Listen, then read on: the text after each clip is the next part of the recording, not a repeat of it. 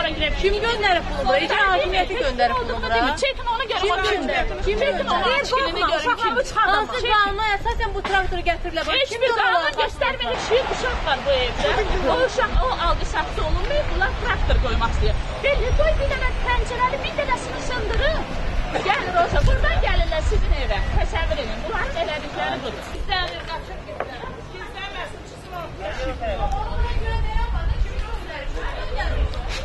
Kim göndərib? Əlində qanunu bir görə kim göndərib?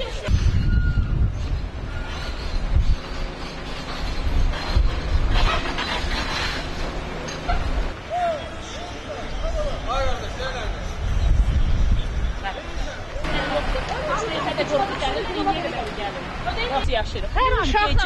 Hər an gecə bir şey avariyyə vəziyyəti olan xahiş edin. Bilin ki, heç bir burada qıraqdan gəlmə bir şey olmur. Çünki Rövşən gecə gündüz buranı güdür. O orada taxtaların hər detalını.